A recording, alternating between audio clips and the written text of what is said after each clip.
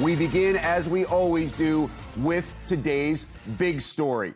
Penn State's spring game coming up this weekend from State College. You can see it right here on the Big Ten Network, 2 o'clock Eastern Time, 1 o'clock Central. You can also watch it anywhere on the Fox Sports app. That's Penn State spring football, 2 Eastern from Beaver Stadium this coming Saturday.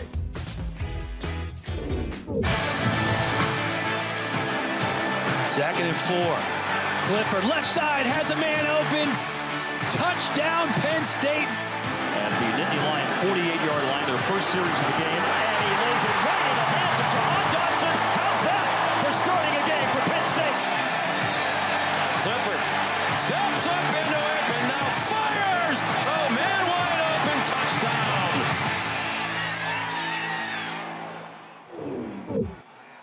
Penn State quarterback Sean Clifford threw for more than 3,000 yards, 23 total touchdowns last season. His career total now nearly 8,000 passing yards, third most in Penn State history. He is number 2 on the all-time list with 62 career passing touchdowns. And with those stats in mind, it is time for today's big interview. You guessed it, Sean Clifford joining us from Penn State. Hey, Sean, I know guys are set for the spring game this coming weekend. As you kind of look back on the last few weeks of spring ball, what has stood out to you more than anything else? I think just the group that we have. You know, it's been a great spring, truly has been. And the biggest thing is that we're finishing strong. You know, you see a lot of teams, you might dip throughout spring, go up and down, you know, week by week. You know, might have a bad practice. We have yet to have a bad practice, and we're not going to have a bad practice. This team is bought in 100%. Really love the camaraderie and the locker room right now, and we just got to keep going. Every spring you need to replace certain key players. For you, for this offense, no one really stands out more than Jahan Dotson in that regard. How do you feel about what the receiver room looks like now without Jahan in the fold? Yeah, I think that they're doing a really good job right now. You know, returners like Parker Washington, Keandre Lambert-Smith, Malik Mega make up, you know, tremendously for Jahan. And then on top of that, bringing in a guy like Mitch Tinsley. And then the young guys stepping up as well. You know, you got Jaden Dotton, you got Omari Evans, Caden Saunders, my brother Liam Clifford. You know, the list goes on in that room right now. And I'm really excited moving forward. When you have a brother on the roster, does that mean he's asking for a little bit of sibling love, like maybe look my way 1 or 2 extra times for practice? You know, he might say that, but you know, we can't be putting that into consideration. We gotta just go through the reads here. But no, he definitely is in my ear every once in a while. Understood. From the receiver room to the running back room, obviously running back has been such a fluid situation for you guys over the last couple of years. This year it appears there's young guys mixing in with some veterans. It's a crowded but a very deep room. How is that playing out right now through spring ball? Yeah, I think that's the best way to put it. It's deep. It's a deep room right now, getting pushed by a bunch of freshmen coming in. Really excited for those guys. You know, Kevon Lee, as you see on the screen right there, he's a tremendous player. But you know, Devin Ford, Keziah Holmes, you know, the list goes on with those guys, and then adding Nick Singleton and Katron Allen to that room. It's impressive to see them work just as freshmen. So moving forward, I think that room is really deep, and we got a lot of opportunities this year in the run game. So, you know, super juiced up for those guys. You know, both Coach Franklin, Coach Yursich were vocal after last season saying we have to be committed to the run game in 2022. Have you seen that play out through spring ball? Absolutely. They've been putting a lot of time, a lot of effort into making sure that our run game is going to be elite and be the standard of Penn State. You know, that's up front, starting up front. You know, the running backs, you know, blocking on the perimeter, and then me making sure that we're getting in the right play at the right time and ID'd correctly. So, you know, it's a group effort. It's on all of us, and we're owning it for sure. Sean, for you personally, as you've emerged as one of the leaders on this team, what are you most proud of in your own individual development since you arrived at Penn State? I think the leadership aspect will always be my most proud moment. Being a 3-year captain has been the most exciting accomplishment that I've had at Penn State, just because I know that that means a lot to my teammates, and it means a lot to me to see them recognize me like that as a leader. So I truly, love those guys to death, and excited for this year. So on the flip side, you have one more year to play. Is there a specific area for you individually where you are focused on trying to get better in 2022? I think just consistency and accuracy. Those are the two. Coming in each day with the same mindset, same mentality. Not that that's really wavered, but then bringing it to the field and being extremely consistent and accurate on the field day in, day out. And I felt like I've stacked a lot of good days so far, and this offense and team has as well. And I'm really excited moving forward in the summer because we know exactly what we need to attack, and we have a lot of potential moving into the fall. All right, Sean, look to the other side of the ball and the defense that you've been going against during spring ball. Any players right now jumping out as guys that may be grabbing the attention of the Big Ten and the nation when we get the season started in the fall? Yeah, I think that, you look at guys like Jair Brown coming back, Curtis Jacobs, PJ Mustapher, all those guys, really exciting to have them back specifically. But, there's a lot of guys coming out right now that are younger. Zakee Wheatley is a name that I think that everybody should start to get to know. At safety, making a lot of plays. Joey Porter, as you see on the screen, a vet guy. But we have a lot of talent, a lot of guys coming back that are excited to get to work, and that's the thing. That's the biggest thing with this team right now is we are that hard-working crew, and I've loved every minute of this spring with them, and really excited moving forward. Sean, you'll be 24 before the season starts. Now that means that some of the young guys weren't even teenagers when your college career started. Are you starting to feel old yet? Oh, I'm feeling really old. Definitely feeling old. Maybe not athletically or from an injury perspective or anything. I feel good there, but I'm definitely trying to keep up with the times in the locker room because there's some changes for sure. Now, with age comes wisdom, comes maturity, comes the willingness to do things that maybe would have otherwise been outside your comfort zone. And I'm talking about the NIL company that you launched, Limitless NIL. You describe it as for players, by players. More specifically, what does that mean? Yeah, it's just an agency, a marketing agency that encapsulates everything that we need in NIL as college athletes. When I made this agency, I always thought, what do we need? Not what do I need, not what does my brother need, but what do we need as a college sports ecosystem as a whole, and that's what I created this whole company off of. Our 3 pillars of financial literacy and education, talent representation, and then content creation and marketing. We do a really good job of blending all 3 and giving athletes the ability to fully use their NIL, name, image, and likeness in the best way possible. Sean, how have you gone about doing that and trying to use those 3 pillars, get people who can successfully help the athletes that you represent to the best of their ability? Yeah, it starts with, my leadership team, my executive team. It's very similar to football, I found. You get the right people in the building, and good things happen. And I've done that with my company now. It's cool to be able to see and bring that quarterback leadership skills to now a real-world example. And then on top of that, peering up with peer advisors across the country through the works of internships to be able to connect students with student athletes just from a management one-on-one basis. I think that we have a lot of good going for us right now, and excited for the future with Limitless.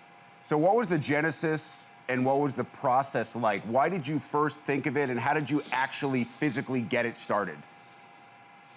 Yeah, it was a grind this offseason just to kind of go through the motions of developing a company. I've learned more in the last 4 months making this company than I have in college. It's just a fact. That college education is so valuable, and I've learned so much. But at the same time, when you do it you get your hands dirty and really start to get into the real world, I'm starting to see how much is involved with all this. And it was a grind early. Developing the company, creating the ideas, and then maximizing our potential, and now partnering with so many different companies and brands for our athletes. It's been a great process, and it's just the beginning because we're so young. But at the same time, I'm really excited moving forward for our team, our clients, and the athletes in the future. Really a great story. Penn State quarterback Sean Clifford, currently a captain at Penn State, also currently a business entrepreneur already. The guy's doing it all when he's still enrolled in college and playing quarterback for the Nittany Lions. Sean, we truly appreciate the time, though. It's really good stuff. No, thank you very much. Thanks for having me. All right, so you've heard from Sean. You can see him this weekend. Penn State spring game, 2 o'clock Eastern, 1 Central from Beaver Stadium. Excited, I'll be on the call with Penn State legend Matt Millen, former Nittany Lion quarterback Matt McGloin. You can see it on the Big Ten Network and the Fox Sports app, 2 Eastern, 1 Central on Saturday. Rutgers will hold the Scarlet White spring game under the Friday night lights at SHI Stadium. You can watch it right here on the Big Ten Network. Start time is 7 Eastern, 6 Central. Who better to get us ready for that game than Scarlet Knight head coach Greg Schiano, kind enough to join us on Big Ten today. Greg, I think I've covered you, followed you enough to know that as a head coach, you like to play things fairly close to the vest. So with that in mind, what should we expect to see on Friday night? Well, I think it's going to be a lot of fun. We got beautiful weather scheduled, and I scheduled that myself, actually. Well done. And we should have a great crowd. The players are excited. We got out of spring relatively healthy. We had a couple kind of disappointing injuries, but other than that, the majority of guys are going to be able to go, and we're going to let it fly, have some fun with the crowd, and it should be a great night. So much talk about the quarterback competition. Noah Vedral obviously gave you a ton last year, but we saw glimpses of Gavin Wimsatt. I understand Evan Simon's been taking meaningful snaps in practice. What have you seen from that group? Well, they've all improved. That's the number one thing and the most important thing. And like you said, Noah being a guy who started for 2 years for us, and then Evan and Gavin certainly have improved immensely. They understand what they're doing much better. So I think it's been a lot of fun around here. The ball's been flying. They've been ripping it pretty good. And some of the days we had some wind and things, which is, as you know, great practice for the second half of our season in the Big Ten Conference. So I'm encouraged. The group in front of them will look a little bit different. You have 4 offensive line transfers now on the roster. Raekwon O'Neal now at UCLA. How is that transition evolving? Great. Yeah, I'm very excited about that.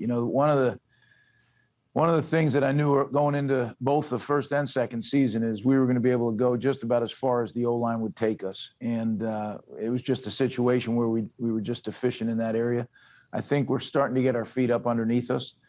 It's definitely a work in progress, but with the guys we brought in the portal and the guys that are working hard in our program, it's starting to turn. At running back, I know Aaron Young hasn't been able to go in the spring, but you know what you have there. Kyle Monungai really gave some nice looks last year, even though he couldn't go in those last couple of games. What have you seen from Kyle this spring, and who else has given you a good look in that running back room? Well, Kyle is definitely the leader in the room right now with Aaron, mending from surgery. So Kyle has done a great job. I think when you look at that room as a whole, it's going to be running back by committee. Al-Shadi Salam has done some really good things, who was a freshman. He's a very talented player. And, Jameer Wright-Collins, who's played some for us, played in the bowl game for us, is another freshman that's a talented guy. So I think by committee we can kind of run the football. With the offensive line being improved, that's going to be very important. You had a couple of transfers at the wide receiver position, Taj Harris, Sean Ryan, to join a group that includes, among others, Shameen Jones, Aaron Cruikshank, plenty of speed there. What's the strength of the receiver group? Well, I think you mentioned it, right? We brought in 2 guys as transfer portal players that are really talented, experienced guys. And then we have Shameen Jones, who's been on our squad now since we've arrived and really done a great job, a leader in the room. And Aaron Cruikshank's on the mend. He had surgery in the offseason. He actually had surgery after the Wisconsin game last year. He's really looking good, and I can't wait to get him back in the fold. So we'll have, we lost Bo, which was a big loss, but we'll have better depth in that room than we've had since we've been here.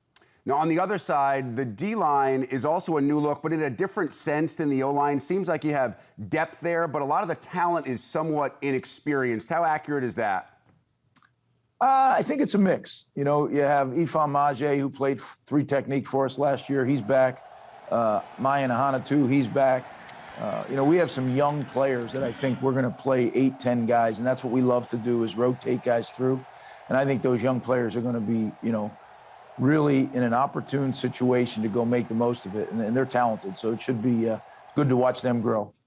Greg, you mentioned that you came out fairly healthy of spring ball. Obviously, one notable injury to Moses Walker with the ACL about a week or so ago. What effect does that have on a group that lost, I believe, 4 to graduation from last year's roster?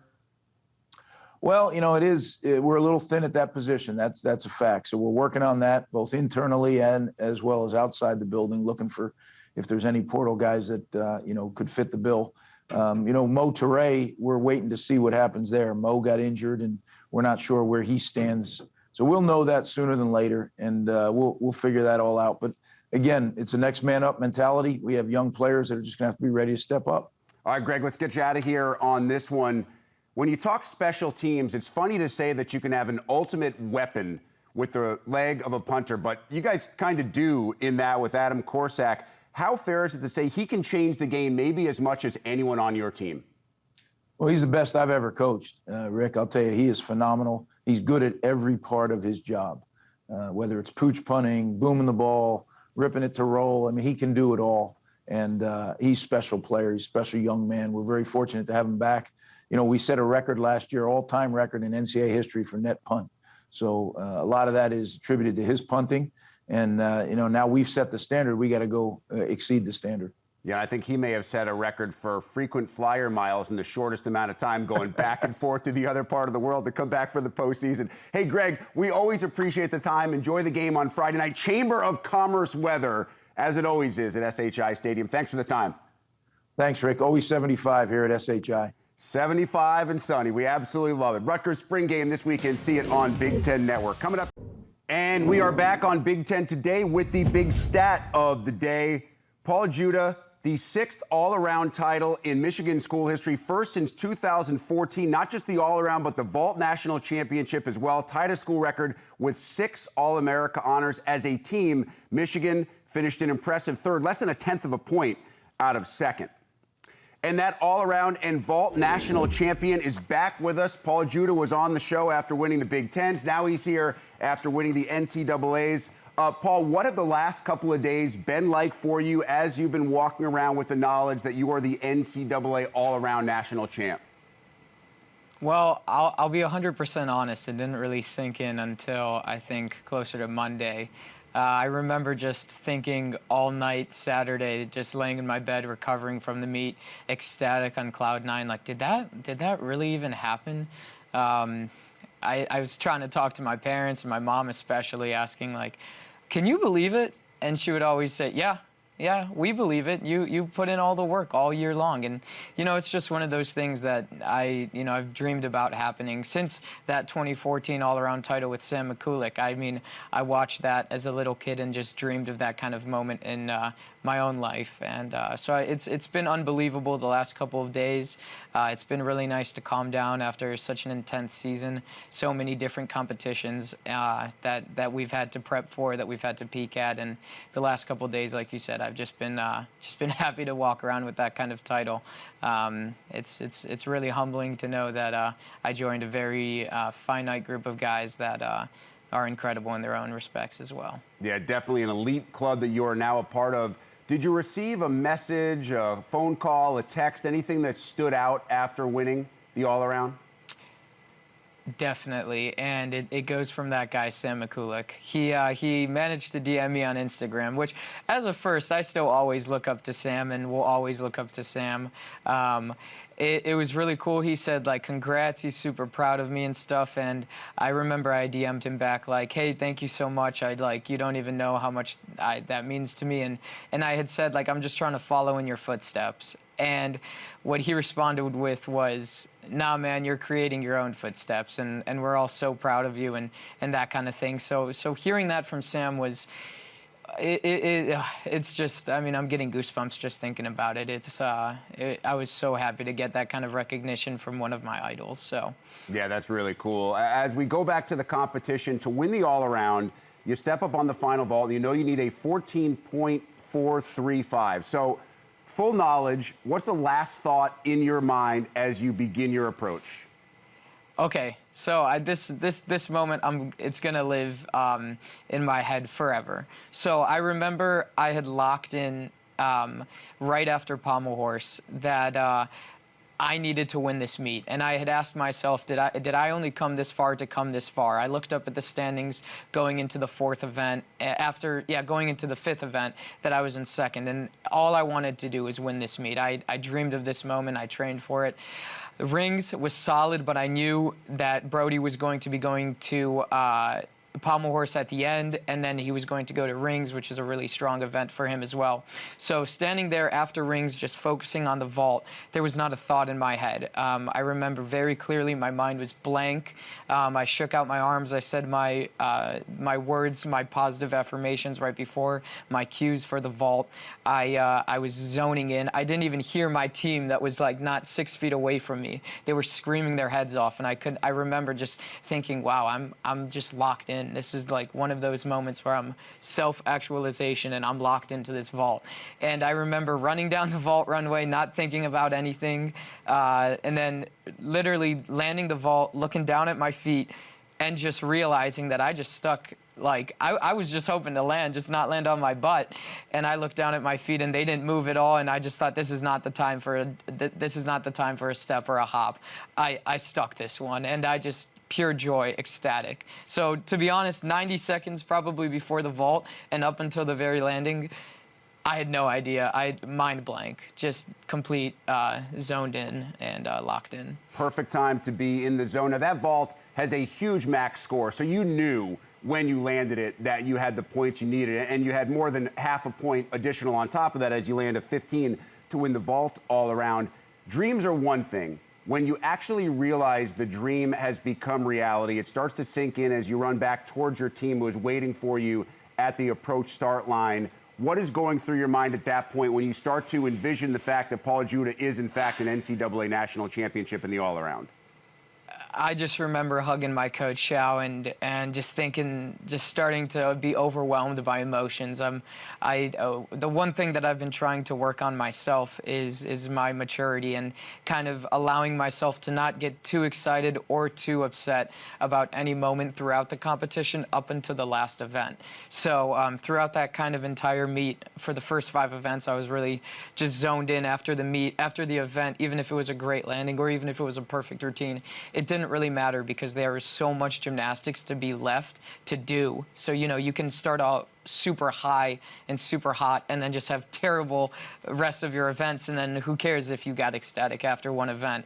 And you know, at the Olympic all-around finals, which is my, you know, the dream, the highest level of competition in the world, no one's celebrating after their first event. You know, they're there to go all the way through all 6. So I just remember looking at Xiao and just running into his arms, hugging him, being so grateful and so happy that all the hard work that we put in, all those small details, the sleeping, the eating, the hard work, the staying in the gym, the stretching, the rolling out, all those things compiled and added up into this moment. And just running back to my team, being so grateful for every single one of them, because that meet wouldn't have happened without them.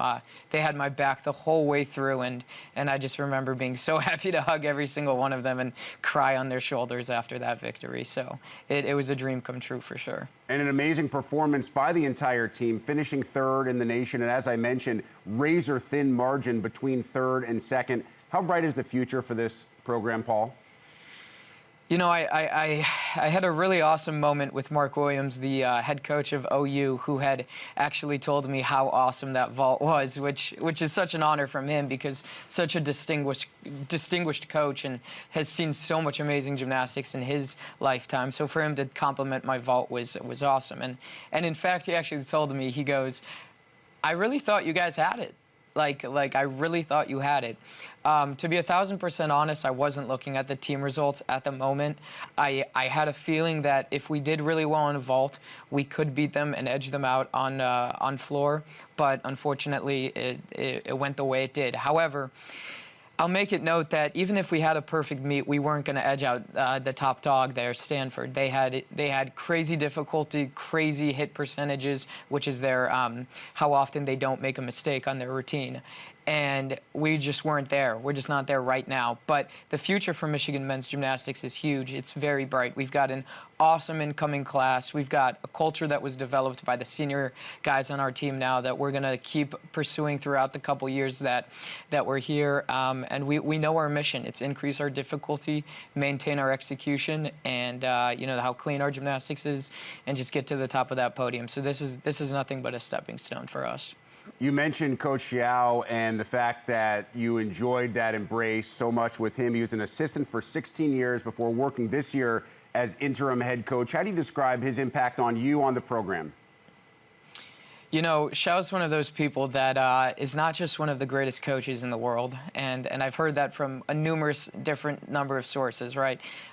People have told me that they've heard of Xiao's technical experience as being one of the most sound and most profound, and just overall has an incredibly great understanding of gymnastics. But Xiao's also an incredible person. This year, stepping up into that interim head coach position was something that I saw Xiao blossom in.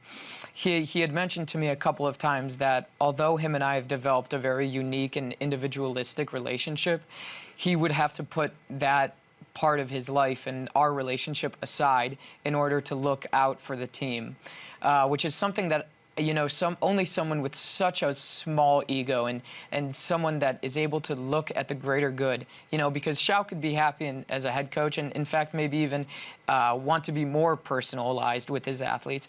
But no, Xiao put his group, his training group, aside and focused more on the head coach position, meaning he looked out for the team. So he's one of those people that, you know, I've had the pleasure of traveling to different countries with him and learning more about what his life has been like and the lessons that he's learned. So I can confidently say that he's made me a better person and not just a better athlete as well. So I know you still want to be able to celebrate and enjoy this for a while, but there is always the next step in your sport. Sure. So what is next for Paul Judo? What is on the hopper for this summer and beyond? Yeah, it's so awesome that you asked that. I really appreciate it. So as many might not know, men's gymnastics differs from women's gymnastics because women tend to not do any outside competitions such as the national team or the Olympics. There are some outliers, like I know that some of the girls in college gymnastics right now say that they want to return to elite level gymnastics. But for the guys' side, if someone wants to pursue the Olympics and the you know, the highest level of competition, which is a lot of elite level guys on the collegiate program, you have to be a part of the senior national team and you have to be affiliated with USA Gymnastics, which is outside of Michigan gymnastics, Michigan seasons, collegiate athletics altogether. So I was on a national team call last night. And the next step right now is going to be qualifying and being selected to the FISU World Games, which is the Collegiate University World Games, World University Games, I'm sorry. That's going to be in Chengdu, China, towards the end of June. That is kind of where I'm focusing in right now. I will have hopefully better news about that in the near future. We haven't made that selection team yet. But, and then after that, it's the USA Championships in Tampa, Florida towards the end of August. And then the World Championships in Liverpool, England is my bigger goal, and that's towards in October. So those are the next three things that are on my list right now. A packed calendar, and we understand why. For Paul Judo, now the NCAA All-Around and Vault National Championship. Paul, congratulations on all your success. You're a terrific ambassador, not just for Michigan, but for men's college gymnastics as a whole. We wish you nothing but the best of luck in all your endeavors in the future. Thank you so much. Again, I'm so humbled and so grateful to be on this and always have nothing but the best to say about the M. So thank you so much. Paul Judo, national champ in the vault. Was a terrific weekend for Illinois baseball. Not one, not two, but three consecutive wins over Northwestern to pull off the sweep. The Illini have won all four of its Big Ten series, now 10-2 in league play through 12 games. And with that in mind, we welcome in Illini head coach Dan Hartleb to the show. Dan, I mentioned that 10-2 record, but that is after what was a slow start for you guys in the non-con. You're a couple games under 500 just 3 weeks ago at the start of this month. So what kind of has clicked over the past 3.5 weeks? Well, to start off the season, we were 3-7, and so we've had an uphill battle. Since that time, we've played extremely well. We're back to full strength as far as having all of our players. The thing that we talk about within the group and within our team on a regular basis is you have to get better each and every day. And I think our guys have done a tremendous job of coming out in practice and being very focused and working to get better. We've become more of a team. And, you know, we've got some guys on the mound that have started to produce and do the things that we thought they were capable of doing. You know, there's not one area that I can say has really taken off. I think the entire group has gotten better and worked at things, and we've played at a high level. And that high level has allowed you to win all 4 of your Big Ten series, most recently the sweep over Northwestern. I know you had a great pitching performance, defensive performance to finish off the sweep, but I want to go back to the first game on Friday night. What did that game specifically tell you about your team and their mental approach? You give up a go-ahead granny in the top of the 9th, but find a way to come back and walk it off for the win in the bottom of the inning. Well, first of all, it gave me more gray hair and a little less hair in the front. You know, it's one of those situations you feel like you have the game in hand, and it was a roller coaster. We come out, we walk 3 guys in the top of the 9th inning, give up the grand slam, go down by 1 run, find a way to, you know, hold it to just a 1-run deficit. And then we came back in and got a couple walks. And, you know, next thing you know, we're back on top with a walk-off victory. It was, you know, it was a situation, like I said, it's a roller coaster ride. You're so frustrated at giving up the lead, what you think is a very safe lead. But when you find a way to win, when you're going through an adverse time, I think it says a lot about your team. We battled, we played extremely hard. You know, guys didn't panic when we got down. The approach was, we're going to win this. We're going to find a way to win. And, you know, if you have that mentality, it works out a lot of times for you. Obviously, it helps to work out when you have a guy like Brandon Comilla at the dish with the game tied and the game-winning run on base. You look at what he's done for you, not just this year, but since he joined the program, basically starting every game. This year, he's well over 330, more than 30 RBI. He's got amazing range. What does Brandon, both as a player and as a leader, mean to your team's success? Well, Brandon's done a great job for us, as you said, throughout his career. You know, played a lot of innings as a freshman on a very good team, filled in both at second base when we had some injuries, and then filled in a shortstop in the regional when we had injuries, and handled that like he was a veteran. And then as he's moved forward, he's continued to, you know, be a great teammate and, you know, been very, very productive. You get in those situations with runners in scoring position, game on the line.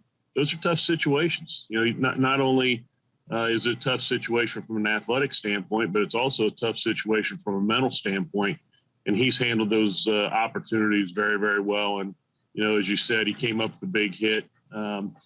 It was one of those where the outfield was playing in, but he hit it off the wall. So, you know, a great swing, very composed at bat, and it was a huge victory for us. He's getting plenty of help offensively from Cam McDonald. Cam is hitting about 110 points higher than he did a year ago. Already has more RBI, significantly more RBI than he had all of last year. What has allowed him to make such a big year-to-year jump? Well, the thing that we talk about as a group, and we've talked to Cam about as an individual for, you know, his whole career, is swinging at good pitches. You know, he would get himself out a lot, guess at times, and he's learned to lay off pitches out of the zone and not panic when you get 2 strikes. He's just matured. You know, it's been fun to watch. He's such a great person, can play multiple positions, and then when you see the output that he's had at the plate, you know, it's pretty special, and really proud of him and really excited for him as far as, you know, where he's gotten to as a player. Defensively, Dan, your teams have always been really solid. This year, no exception. You're tied for the fewest errors in the league, and you have given up just 20 stolen bases. That's by far the fewest in the league. How important and maybe how overlooked sometimes are those 2 areas in terms of the importance for you to win games? I think it's really important, that you play very good defense. Let's back up. In order to have good defense, I think your pitchers need to do, a good job so there's not rockets being hit at your fielders on a regular basis. Then from a defensive standpoint, our guys have done a really good job of making the routine play. The thing that I've tried to do with our program and as a coaching staff, something we talk about, we don't overcomplicate things. We don't have 20 different plays on bunt defenses. We don't have 20 different plays on first and third defenses. It's all about making the routine play, taking it out when you can get it out. And our guys have done a tremendous job, with just doing the little things to be very good defensively. And I think so many times, as coaches, we try to overthink things, or we do overthink things and give the players too much and you freeze them up. In our program, I try to go just the opposite. Keep things simple, let them play with energy, let them play free. And, this group has done a really good job, along with a lot of other groups we've had as far as the defensive side of things. So it's something that we hang our hat on. I think it's what's kept us, very solid in the Big Ten over the years. And it's something we'll continue to work on. Dan, for lack of a better term, I look at the league, it's a little bit upside down this year. Nebraska was the preseason favorite, really struggling. Indiana and Michigan had been perennial contenders. They're kind of middle of the road. Now, your team has been there, done that, but the other teams near the top, Rutgers, Maryland, they're teams that really haven't been there as of late. Has this surprised you, what you've seen overall from the league in 2022? Nothing surprises with this league anymore. We have very good coaches in the league. And I think we're getting more resources and, guys, as far as coaching staffs are doing a great job recruiting. So I think at any time, any team can make it to the top.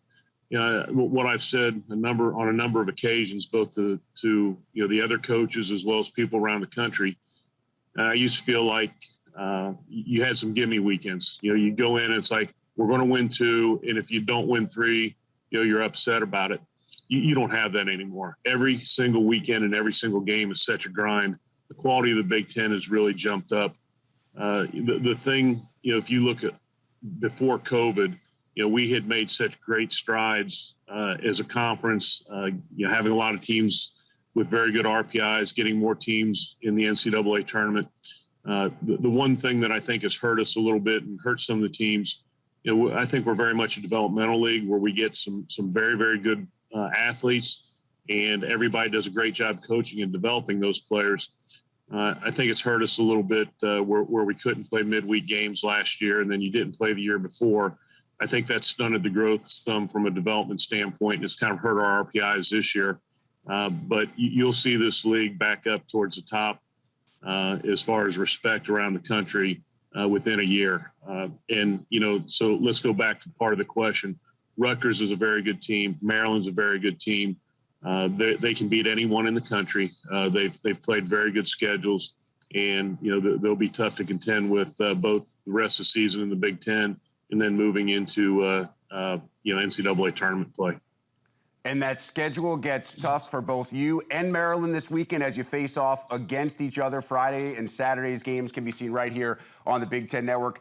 Dan Hartleb, Illinois head coach. Dan, we appreciate the time. Enjoy the weekend. Best of luck the rest of the regular season, and we'll talk to you down the road.